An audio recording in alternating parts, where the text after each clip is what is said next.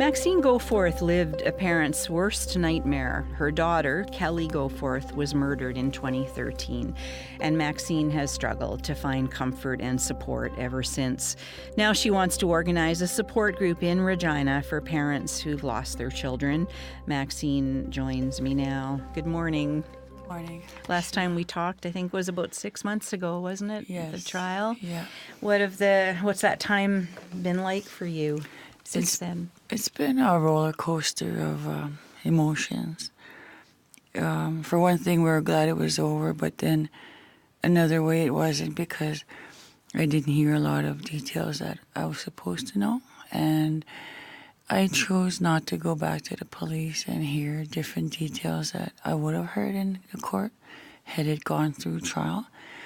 But there's nights that I wonder, should I have, And it's not definite yet to say that I will not ever hear. But just for now. You just don't want to? Not right now. Yeah, you're not ready. Yeah. Yeah. And how have you been in terms of just finding support for yourself during that time? Where do you find support? Well, it's been difficult since Kelly died. It's a whole different, it's like a phase of emotions when they're first gone, when you first hear the intensity of it. It kind of, phases down as time goes on, but you want someone there to be able to talk to or to know what you're going through. And it's been hard for me because the only other supports that I see is Greystone Bereavement, but I've been having trouble getting through with them. Just to see a counselor or something? Yes. Why are you having trouble? What's happening? Well, about 2 years ago, I was invited to a homicide support group, and I was just really happy, gung-ho, to attend. But when it came time that day, here it was just one block from the alley from where they found my baby girl. Oh, no. So that was just a boom, a big trigger, so I didn't ever go back. So I had told them this, but nobody seemed to, find different options. So I tried other people. There's an organization in Regina that, I was disappointed in because they had promised me time and time again that they would make appointments for me with different ones, and they have never. So I gave up, and I have a few friends out there that are kind of like mentors that, if I need to talk, I'll reach them through Facebook. But other than that, I think there should be a place where parents like me can reach out, that should be able to reach out.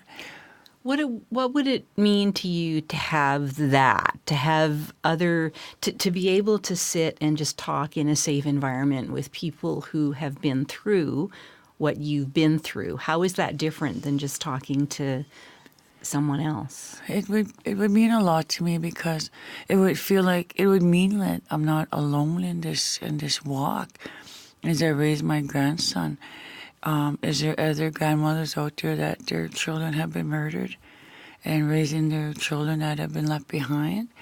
For example, like as my grandson gets older, he's getting more needy. And how old is he now? 4. Yeah. And he's quite the handful. He can be. Oh, yeah. But he's very smart. But I'd like to be able to, share about parenting skills, even as a grandmother, because I raised all my kids already. And I have another little girl who's 4 years old.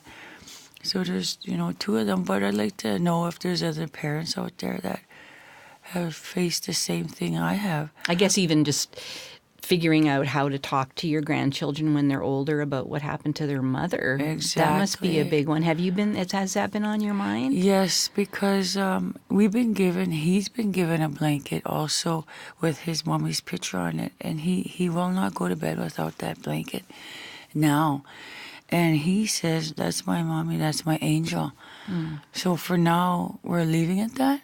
And he says, I have angels. And he mentions his daddy Curtis and his mommy Kelly. And they're both gone, so we leave it at that.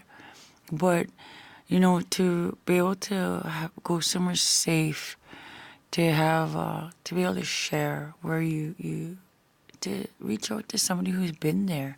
That's hard, and I'm not saying that, I wish this on anybody, but there's been times I felt so alone sitting on that step having a coffee, or crying at night. And there's even been some people that are so negative that have told me in Facebook, let her go now. They private message me. You'll never let her go. Yeah, and people who have not ever lost a child. So I found that very offensive, and I blocked them. Have you had a lot of that? People just not knowing what to say and saying the wrong thing? Yeah. But, I don't fault them for that either, because, they're only trying to comfort me or offer me support in that sense, but they've never been through it. Yeah. And it's hard. Have you made any inroads in starting a support group? Where are you at with that? Well, it's in the beginning stages. I've been talking to a couple parents, and there's been parents from other communities that have been inboxing me about this and sharing their stories, and of course they're far, but we have talked. But there's another parent whose child is named Kelly also, and we've been talking like that on Facebook. And do you want to get for coffee? You want to go for coffee? And she's a working professional. And I told her, anytime, you want to talk, tell me when it's a good time for you, like that. And she reaches out to me too. And I really appreciate that. I really do, because, sometimes I want to talk, Yeah. Yeah. And I guess different people, depending where they are at in their journey, can help people who are, maybe the pain is fresher. Right. And I just want, the other parents who maybe are just going through it now to know they're not alone, that there is people that have been through that, because I would never want them to go through what I've been through alone. It's an awful process. Well, let us know what happens with the support group. We'd really like to follow that. And while you're here, I want to ask you about today being kind of a difficult day. Yeah, it's my baby's birthday. She would have been 25. And she would have been born right now. I was thinking of that when I was sitting outside looking out the window. I would have been giving birth to her right now. And, she's my baby. And remembering her little curls when she was born and her big muscles. She looked like she had muscles. She was such a beautiful baby, and I remember every single moment of it. And even then, I loved it with all my heart, and I still do. And today is a barbecue in her memory, and a walk. Because 4 years, in the First Nations community, we feed them 4 years after they're deceased. This is the 4th year. So we thought we'd end it with a walk and going down Fifth Avenue, because that's where my daughter was picked up from and went missing from. So, kind of a healing thing for us, And we're looking forward to that, and we hope the rain stays away this time. I hope the rain stays away for you too, just Maxine. till we get through it, yes. And but in terms of support from the police and stuff, they've been awesome. They're really awesome. Yeah, you said that last time, and that's continued. Hey, that support from the police, that's good to hear. Just last week, they sat in my home, and I really think a lot of that, yeah. All right. Maxine, thank you so much for coming in again, and thinking about you throughout the day today. I know it's going to be hard. Thank you so much, Sheila.